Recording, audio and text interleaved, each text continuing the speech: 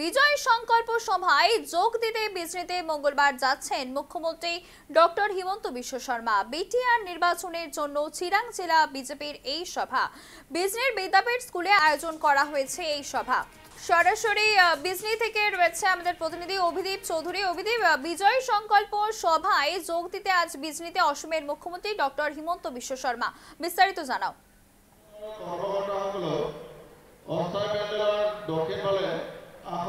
নিশ্চয়ই বিজনির আজকে আপনারা দেখতে পাচ্ছেন যে এটা হলো বিজনির যে আপনি ইতিমধ্যে উল্লেখ করেন বিদ্যাপীঠ উচ্চতর মাধ্যমিক বিদ্যালয় প্রাঙ্গণের ভেতরে যেটা ফিল্ড আছে, যেটা ময়দান আছে, তাতে আজকে এই সভা আয়োজন করা হয়েছে। আর এইখানে থুরিবাড়ি মণ্ডল আর সুবাইজার মণ্ডলের ভোটদাতারা আর বিজেপি সমর্থকরা ইতিমধ্যে এসে উপস্থিত হয়েছে। কাল রাত থেকে কিন্তু এখানে প্রচন্ড বৃষ্টি হচ্ছে, যার ফলে কিন্তু এখানে এই জলমগ্ন হয়ে পড়েছে এই ফিল্ড, এই ময়দানে কিন্তু লোকে যথেষ্ট কষ্ট করেও হলেও আসছে। কেন কি ওনাদের মুখ্যমন্ত্রী হেমন্ত বিশ্ব শর্মা উনি আরও অল্প সময় পরে এখানে এসে উপস্থিত হবে। উনি চপারে আসার কথা ছিল, কিন্তু এই যেই ওয়েদার কন্ডিশন তার জন্য উনি বাই রোড আসছে। আমাদের সাথে আছে অজয় রায় মহাশয়, বিজনির এমএলএ। কি বলবেন, এই ওয়েদারের পরেও এই সভায় প্রচুর লোক ইতিমধ্যে এসছে?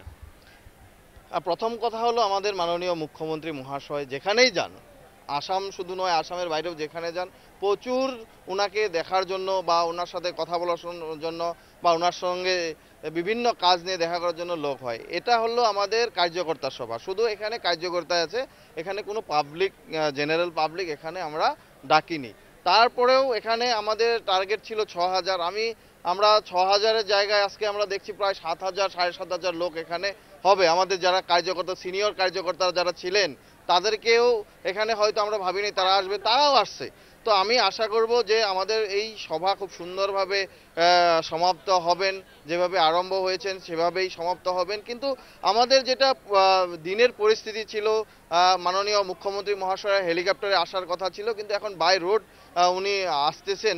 তাই আমাদের কিছু বিলম্ব করে আমাদের এই সভাটা শুরু হবে। যেটা 11:30টায় হওয়ার কথা ছিল সেটা 12:30টায় শুরু হবে। তো ইতিমধ্যে আমাদের কার্যকর্তা সব এসেই গেছেন, আরও কিছু বাকি আছেন, তারাও আসছেন।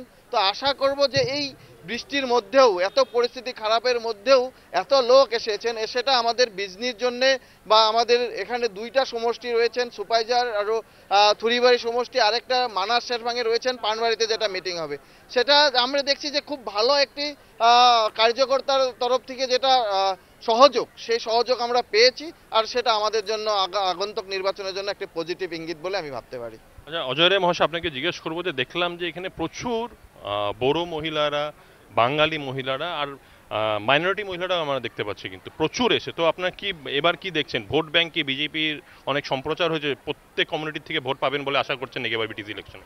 নিশ্চয় করে। এতদিন যারা হয়তো ভেবেছিল যে বিজেপির মধ্যে মুসলিম নেই বা বড়ো নেই, এখন আমাদের যেটা সভা, সেই সভায় পরিচয় দিচ্ছে বা সবাই কথা বলছে যে এখন আর সেই কথা নেই। বিজেপির মধ্যে এখানে যেহেতু বিটিআরে একমাত্র শান্তি আনা রাজনৈতিক দলটা হলো ভারতীয় জনতা পার্টি, সেই ক্ষেত্রে যারা এখানে লোকের লোক বড় ভাইয়েরা রয়েছে তারাও সমর্থন দিয়েছে। মাইনরিটিদেরকে বিভিন্ন সময় কংগ্রেস বা এআইডিএফ বিভিন্ন ধরনের কথা বলে তাদেরকে বিজেপির থেকে সাইড করার একটা প্রচেষ্টা চালিয়েছিল, কিন্তু তারাও বুঝতে পেরেছে যদি এই বিটিআর শান্তি চাই বা বিটিআরে উন্নয়ন চাই, সেটা একমাত্র যদি করে সেটা হলো ভারতীয় জনতা পার্টি বা মাননীয় মুখ্যমন্ত্রী মহাশয়। সেই ক্ষেত্রে সবাই সহযোগ করেছেন। আমাদের যে কার্যকর্তা বিভিন্ন জাতি ধর্ম বর্ণ নির্বিশেষে তারা রয়েছেন, তারা এই সভাতে এসেছেন, আর তাদের সহযোগে আমরা নির্বাচন খুব সহজে পার করতে পারবো বলে আমরা আশা করছি।